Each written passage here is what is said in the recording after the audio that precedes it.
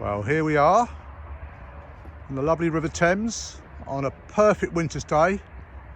Nice green colour in the water, and we're joined by Thames specialist John Berry, who's known for, well, to be fair to say, John, your meanness, isn't it? Your unwillingness to buy maggots. Well, I do get a bit of leg pulling, yeah. What, you buying maggots again? They normally end up in the fish pond anyway. So John is known for his love of bread fishing, and that's what our tip is all about today.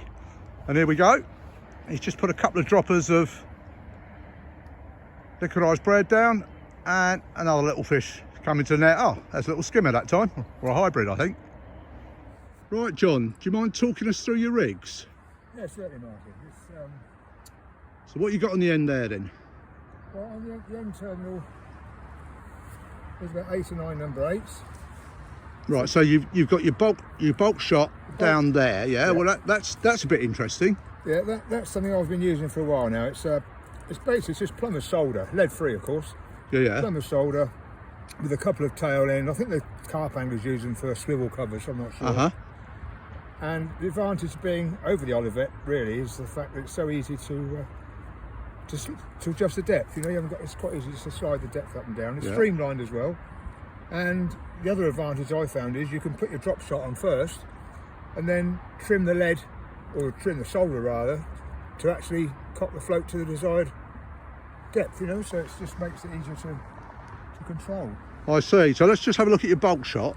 So, I mean, I fish it differently to that. I tend to have my dropper shot strung out, but I see you've got what's that? A series of number 8s there, yeah. So you like to get it down there hard, then, yeah? Yeah. Well, it depends. Yeah, I mean, always remember talking to a chap who used to do a lot of roach fishing.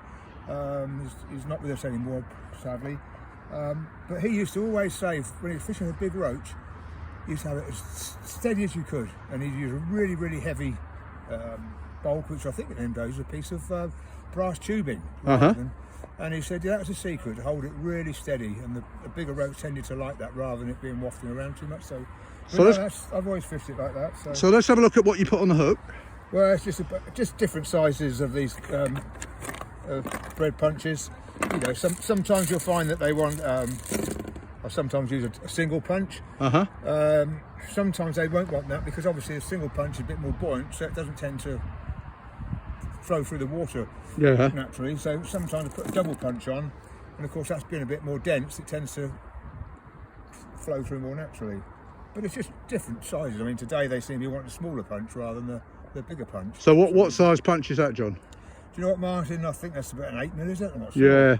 Funny enough, I'm fishing just up from John, and I was started on the 8mm, and I ended up getting more bites on the 7mm. So you do have to swap it around, don't you? You do, yeah. I mean, some days when the roach are really active, I'll fish a 12 with a bigger punch on, one of the bigger punches.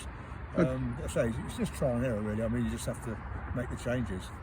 Okay, well, let's move on to how you feed them now, John. So down here you've got, that looks like finely sieved liquidised bread, yeah? That's just liquidised bread, and I just sieve it off to get the big lumps out. And you're not throwing it in, I noticed. No, you're using a dropper, yeah? Yeah, use a dropper. Just gets it down quicker on the bottom, you know, where you want it really. And you showed me earlier a little trick you use when you do lose feed. Do you want to show us that little gizmo that you've I don't know if you've invented it, but you certainly use it effectively. Well, it's all it is basically is a piece of old pole glass, pole tube with a piece of balsa.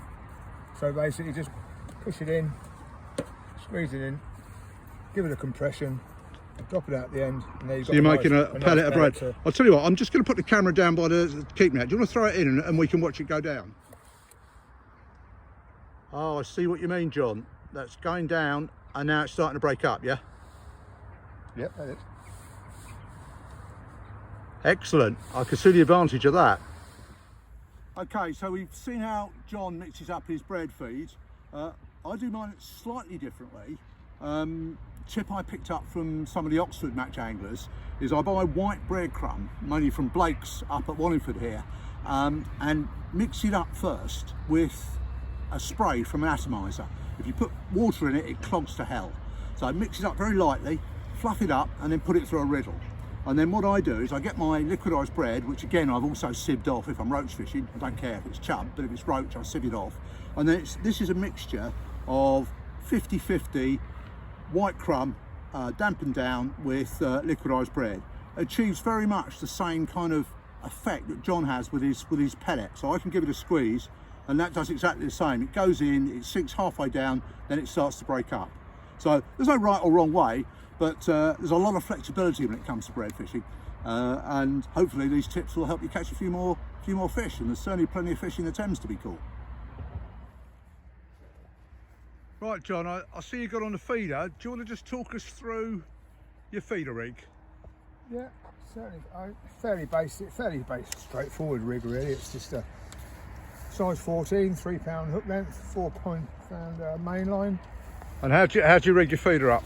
Just a ledger stop, little running swivel, and what I do, I've made up these homemade spring cage feeders, and what I find the advantage of these is you can actually get away with a fairly light tip when there's a reasonable flow on, because the feed comes out the feeder, the water, there's no resistance, just goes straight through the feeder, so you can get away with a lot lighter feeder. And what's that, just a piece of plumber's lead?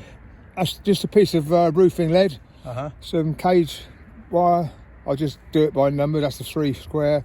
I even made some 2 squares, 4 and 5 squares, so you can just, and they're just O-rings, which makes quite a nice little bit of stretch to it, and that's it really. There's nothing complicated. And you're fishing a punch on the end, are you? Just a punch, yeah. I mean, can go up to a flake sometimes, bigger punch or a lump of flake on a size 12. Yeah. Again, depends on conditions, and you know, summertime normally get away with a bigger hook and a bigger piece of punch. But well, let's have a look at that tip, because I know you like to fish a very fine tip, don't you? If you can. Yeah. I mean, I take it these are glass tips, are they? Yeah, glass tip. That's about a 1 ounce tip. As you can see, it's fairly light. Let me see if I can find it. Right. And you're looking for a pull or a drop back bite, John? If there's a bit of flow on, I like to feed quite a big bow in the line, and then you get a drop back bite then. When there's no flow, as it has been on this last summer, there's been very little flow, and even go to a very, very light tip then, and you can pick up the most softer bites, you know. So it's the conditions. I mean, if it's the more flow, the bit heavier tip. Smashing. But, and I remember you telling me one time you lengthened your hook length, and you were actually catching on the drop on the feeder. That's right. Yeah, I mean that was down on the promenade at Reading back this summer. Hardly any flow. It's almost like fishing in still water at times. And what I found was by lengthening putting about a 2'6", 3 foot hook length on, as the feed hit the bottom, so that just the actual punch slowly went through the water, and they were taking it on the drop, and the bites were really positive bites then. Smashing. Well, that's really helpful, John. Thanks for that. Well, that's it from the Thames, and there's John with half decent bag of Thames roach, John. Yeah, a nice day's fishing. Can't go wrong there. Yeah, everyone on a bread, yeah? All on the bread punch, yeah. Okay, thanks very much, and that concludes our bread fishing tip. Thanks to John, and we hope people found that useful.